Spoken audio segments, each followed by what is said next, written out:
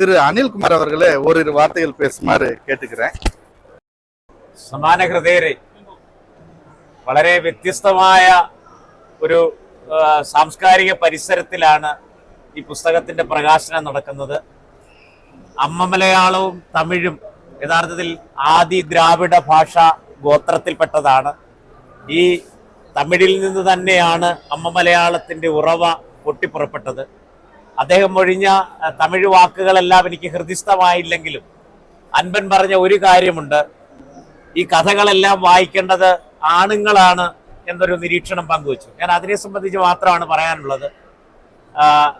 ഗാന്ധിജി പറഞ്ഞിട്ടുണ്ട്, ചരിത്രം എന്നുള്ളത് ആണുങ്ങളുടെയും അധികാരത്തിന്റെയും കഥയാണ് എന്ന്. ഞാൻ ഈ ഷഹാനയുടെ പതിച്ചി എന്ന് പറഞ്ഞ കഥാസമാഹാരം യഥാർത്ഥത്തിലെ ലോകത്തിലെ ആദ്യത്തെ ഫെമിനിസ്റ്റ് എന്ന് വിവക്ഷിക്കപ്പെടാവുന്ന ക്രിസ്ത്യാന ഡി പിസാന് ലോകത്തോട് പറഞ്ഞത്, പ്രിയപ്പെട്ട പെണ്ണുങ്ങളെ, നിങ്ങൾ ആണുങ്ങൾ ചെയ്യുന്ന തിന്മയ്ക്കെതിരെ നന്മ കൊണ്ട് പ്രതിരോധിക്കുക എന്നതാണ്. ഒരു നിശ്ചിത കാലഘട്ടം കഴിഞ്ഞപ്പോഴാണ് ആ കുപ്പായ കുടുക്കില് കല്ലുകൾ പെറുക്കി വിഷാദം ദംശിച്ച ശരീരവുമായി നദിയുടെ ആഴങ്ങളിലേക്ക് പോയ വെർജീനിയ വുൾഫ് സ്ത്രീകൾക്ക് സ്വന്തമായി എഴുതാൻ ഒരു മുറി വേണം എന്ന് പറഞ്ഞു. അത് കഴിഞ്ഞാണ് നമ്മുടെ സാറാ ജോസഫ് ഫെമിനിസത്തിന് ഭൂമിയിൽ ഒരു കുഞ്ഞും വിശക്കാതെ ഉറങ്ങുന്ന വിളനിറഞ്ഞ ഭൂമി എന്നുള്ള ഒരു പരികൽപ്പന കൊണ്ടുവന്നു.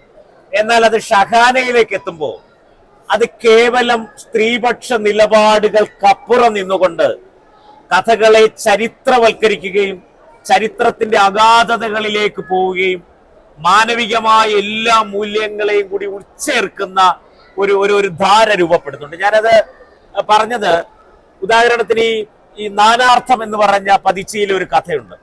എന്നാലും നമുക്കത് വാനപ്രസ്ഥം വായിക്കുമ്പോൾ അല്ലെങ്കിൽ അങ്ങനെ ചില അനുഭവതലങ്ങൾ നൽകിയിട്ട് പ്രവാസത്തെയും ഗൃഹാതുരത്വത്തെയും ഇത്ര ലാവണ്യാത്മകമായിട്ട് സമന്വയിപ്പിക്കുന്ന മലയാളത്തിൽ ഒരു മികച്ച കഥയാണ്.